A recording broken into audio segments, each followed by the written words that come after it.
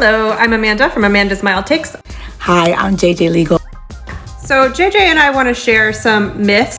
I'm an American historian and political commentator. On social media and Substack, I contextualize the Trump administration through American history and help us think of ways to fight back. Hi, I'm JJ Legal, a former journalist and lawyer turned political commentator and cultural critic. On social media these days, I help members of the public make some sense of the various different lawsuits filed against the Trump administration in order to understand just the tumultuous time that we're living in. A lot of them sound quite believable. Oftentimes they're, exactly what they sound like, myths. And grounding ourselves in real information makes us much more effective when we are resisting an administration like the one we have now. That's right. We both get messages from folks telling us that in the 24 news cycle that is oftentimes fast-paced, driven, and full of anxiety, that the content that we share gives them a sense of calm, sanity, and helps ground them.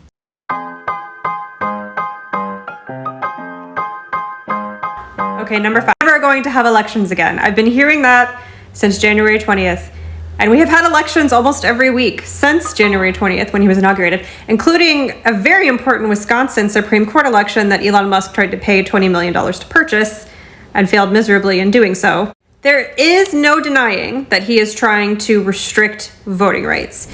That is a long and storied tradition in American history. Remember, when the country was founded, the only people who were allowed to vote were white, not just property men, but you had to own a lot of property. But the states run elections. Our elections are run on a federated system. The president does not control our elections, so he cannot actually tell us not to have them. You're not allowed to have midterms.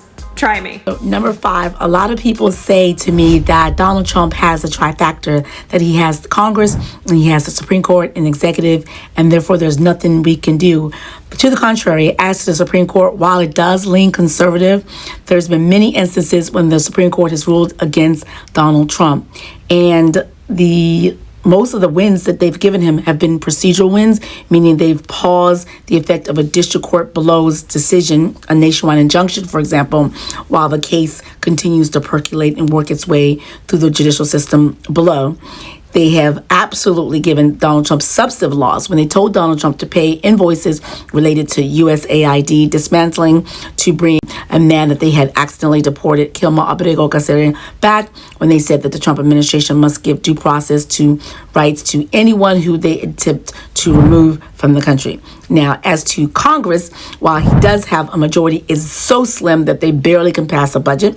He does not have a supermajority, which is needed to overcome what's called cloture in the Senate, meaning enough to overcome a filibuster. So some of those legislation that they want to pass that have wide-reaching implications, such as the SAVE Act, for example, can't be passed because they don't have the filibuster-proof majority in the Senate. So he's still strapped. And you know this because Donald Trump has tried to rule and govern via executive orders versus Congress, because he's know the majority is so slim in Congress that he ends up just doing these executive orders and trying to rule it that way. He's going to declare martial law so he can cancel elections. Those things are actually not related. We have had martial law declared in our country before. It's never been declared countrywide and can't be because we're too big and we don't have a big enough military. But it's been declared before in states, like in Hawaii after Pearl Harbor. Lincoln declared martial law a few times in different states during the Civil War.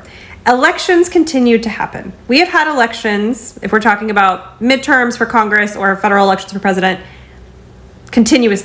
literally continuously since the founding, or since the Constitution was ratified. Even during our own Civil War and all world wars.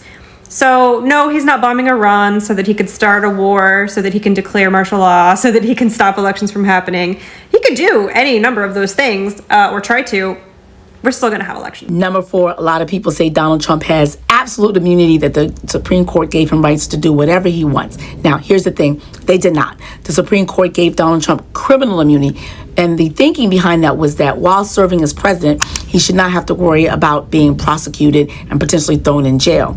Now, they did not say Donald Trump has immunity from following civil law and constitutional law, because if Donald Trump does something that's against the Constitution or violates someone's civil rights, they can file a lawsuit, and the remedy for those lawsuits is to be made whole.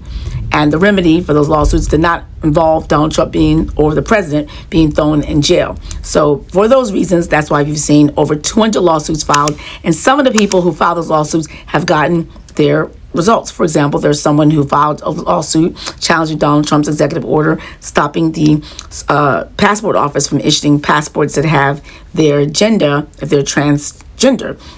A person won. So that's an example of how the civil and constitutional law, when once broken, can actually be redressed. It's number 4. Number 3, Peter Thiel and J.D. Vance are going to 25th Trump because they want to install J.D. Vance. Okay, the 25th Amendment conspiracy theory. The 25th Amendment is our line of succession amendment, right? And it offers the vice president and the cabinet a way to remove a president if the president has become incapable of doing his job or incapacitated in some way. A president can very easily overturn a 25th attempt. So J.D. Vance and half of the cabinet would have to submit a letter to Congress saying, this guy's not working for us anymore, out he goes. All Donald Trump has to do is write his own letter to Congress and say, I'm fine, actually. And that's the end of that. If J.D. Vance wants to continue to press it, he can. He can respond to Congress and say, no, I mean it. And then Congress gets to decide. And that requires 2/3 of both houses. So that's not happening. Number 3, a lot of people confuse Donald Trump versus Donald Trump administration. Now, Donald Trump, the man, seemingly for most of his 79 years of life, have gotten away with a lot of things and escape accountability. Outside of being formally convicted 34 times of business fraud right before he came into office, previously he seems to just been doing anything. And so folks a lot of times feel sort of hopeless. Now, the Trump administration actually does have some more accountability because, one, the members of his cabinet aren't subject to the same immunity that the Supreme Court gave him as to criminal immunity. Also, the Trump administration has been held accountable lots of times so far. They've been sued and been forced to put websites back and give people back rights and access and rehire folks lots of different times. So the administration itself, just like the last time he was in office, he lost 97% of the challenges. Similarly, this time he's losing successfully. The administration is, irrespective of the fact that the man has seemed to escape accountability a lot. Number 2, they are going to declare a constitutional convention so that they can rewrite the Constitution. This one's actually a little bit true. There are groups, including groups that Ron DeSantis is a part of, who have been trying to declare a constitutional convention for decades, mostly to pass term limits and to require the federal budget to be balanced. These are the amendments that they want. They can do that. They can certainly call a constitutional convention. We've never done that before, but anything that comes out of a constitutional convention requires 3/4 of the states to ratify. So they could call the Constitutional Convention and write in whatever they wanted to upend the Constitution. They need 3/4 of the states. The second biggest myth is that the Article 3 judges can't tell the Trump administration what to do anyway because he's the president and he's the top. So that is a common misunderstanding of the way the judicial system works and the difference between Article 2, which is the executive, versus Article 3. Now, the district court, precisely that's what they can do. When they were created, they're in charge of telling the executive from all levels, from the president down, or the legislature from Congress on down, whether or not a law they pass or the way they're executing law is falling within the bounds of the Constitution.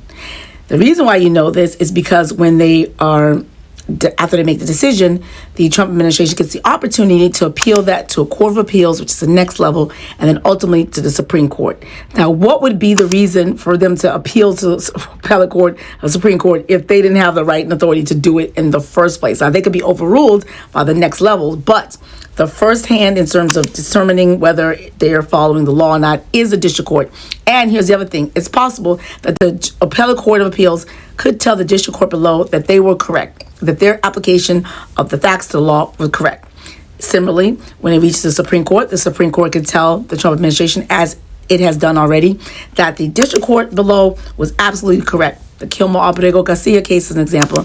The Supreme Court told the Trump administration that they must abide by the district court's order and follow the rules of the district court. And that's why they were in the district court, hammering that out. So if the district court didn't have power, why would they be doing the hearings in the first place? Furthermore, a lot of people don't know between the Federal District Court, the Court of Appeals, and the Supreme Court, the only level that looks at the facts of the case is the district courts. So the first opportunity that the parties get to hammer out the facts is in the district court. The second level and the Supreme Court level, they're only deciding whether or not the district court applied the facts to law correctly. Number 1, we're heading for a civil war. People's conception of what a civil war looks like is frozen in the 1860s. We envision North versus South, brother versus brother, people in fields with bayonets. In reality, we have been in a cold civil war since the 90s. When Newt Gingrich became Speaker of the House, he literally declared war on the Democrats and on the moderates in the Republican Party. He took advantage of the newly risen right-wing media machine, Fox News, and Rush Limbaugh was new at the time, and started just lobbing insults at the Democrats, calling them un-American, calling them communist. That is really the seat of modern American partisanship, this partisan war. And you can see it in the voting record of Congress. When Newt Gingrich took over as the Speaker, the things that got passed in the House ground to a halt, and he did it on purpose. He ground Congress to a halt. He told his caucus not to do any bipartisan work with the Democrats so that Americans would become so unsatisfied with Congress that they would be willing to vote in outsider populists. And look what we got. So we are not going to see an 1860 Civil War. It's not going to look anything like that. It's going to be more of what we have now. It's going to be increasingly we live in two different realities. It's going to be increasingly we have targeted political violence, almost always from the right. The left likes to do property damage. The right likes to murder people. We are not the same. And it will look increasingly like ineffectual members of Congress, because Donald Trump doesn't want them to actually do anything effective. So we don't need to be concerned, that we're going to be, again, in fields with bayonets. We need to be concerned about the things that are actually happening right now, because we are already there.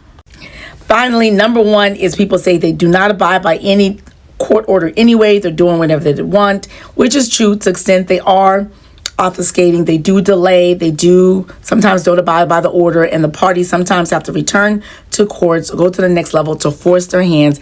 But they do ultimately, in many examples, I've been watching over 200 cases in the docket. In many cases, they restore websites, they start applying gender affirming care, they issue the passport, they bring people back. So they actually do follow orders, though it seems like it. What happens is he does things, the media reports on it, we react, we forget, we don't go back and double back to see did they actually follow through with a court order or what's going on. And that's where I come into play, and that's what I do here on social media.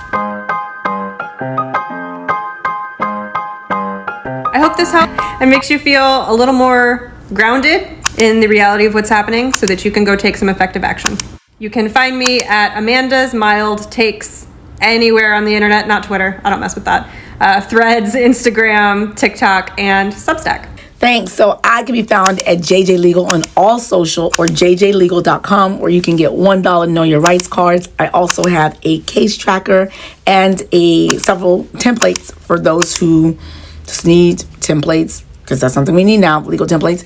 And finally, you can find me and follow me on my various different private communities on Substack, on TikTok, on YouTube, where you get a little bit deeper down and nuanced discussion on policies and how we can go to reverse this mistake that was the Trump presidency. So I hope that was helpful for you. This has been great. We've been wanting to do this for a long time. A lot of folks have been saying, you guys need to collaborate. So I'm glad we got to collaborate. See you around the net.